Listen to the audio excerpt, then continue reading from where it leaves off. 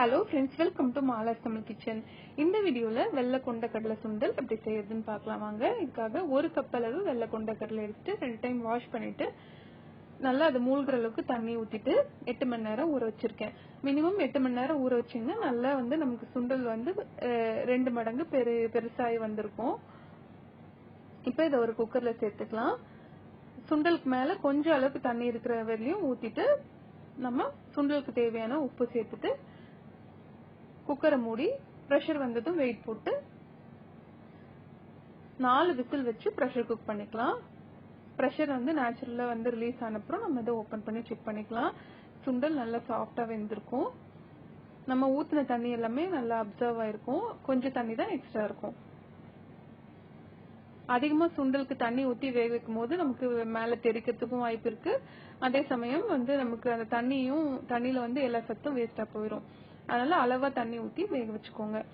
Next இப்போ ஒரு கடாய் சூடு பண்ணி அதுல 2 டேபிள் ஸ்பூன் எண்ணெயை காய வச்சிருக்கேன். இப்போ இதுல 1/2 டீஸ்பூன் அளவு கடுகு, 1/4 டீஸ்பூன் அளவு ஜீரகம்,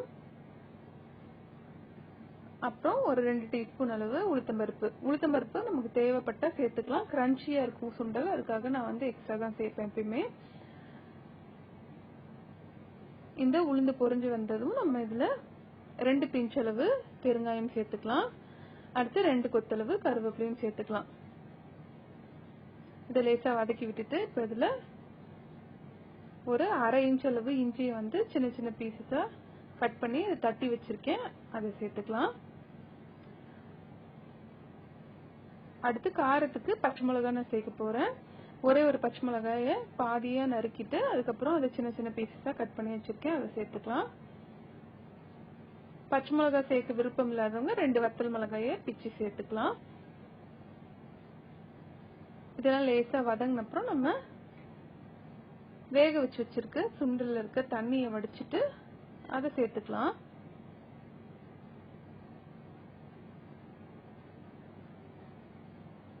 உப்பு ஆல்ரெடி நான் சுண்டல்லே சேர்த்து வேக வச்சிருக்கிறதுனால தனியா நான் எதுவும் சேர்க்க போறது இல்ல. சப்போஸ் நீங்க வேக வைக்கும் போது உப்பு அளவா சேர்த்துக்கிட்டீங்கன்னா இப்ப டேஸ்ட் பார்த்துட்டு இன்னும் கொஞ்சம் உப்பு தேவைப்பட்டா சேர்த்துக்கலாம்.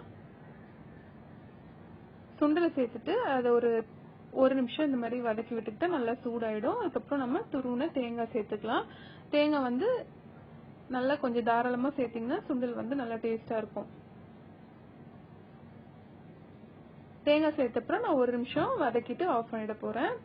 சப்போஸ் நீங்க உடனே சர்வ் பண்றீங்கன்னா தேங்காய் சேர்த்துட்டு ரொம்ப நேரம் வதக்க தேவையில்ல. ஒரு 10-15 செகண்ட்ஸ் வதக்கி விட்டுட்டு ஆஃப் பண்ணிடலாம். லேட்டா சர்வ் பண்ண போறீங்க அப்படின்னாக்க நம்ம கொஞ்ச நேரம் வதக்கி விட்டுக்கலாம். ஒரு 1.5 நிமிஷம் 2 நிமிஷம் அந்த மாதிரி சிம்லயே வச்சு நல்லா வதக்கி விட்டுட்டீங்கன்னா நமக்கு சுண்டல் டைம் ஆக நமக்கு தேங்காய் எதுவும் ஆகாம ஸ்பாயில் பண்ணாம நல்லா இருக்கும். நம்மளோட சுண்டல் தயாராயிருச்சு. நீங்களும் இந்த ரெசிபியை உங்க வீட்டுல ட்ரை பண்ணி பாருங்க. வீடியோ பிடிச்சிருந்தா மறக்காம மாலாஸ் தமிழ் கிச்சன் சேனலுக்கு சப்ஸ்கிரைப் பண்ணிக்கோங்க. தேங்க்யூ ஃபார் வாட்சிங்.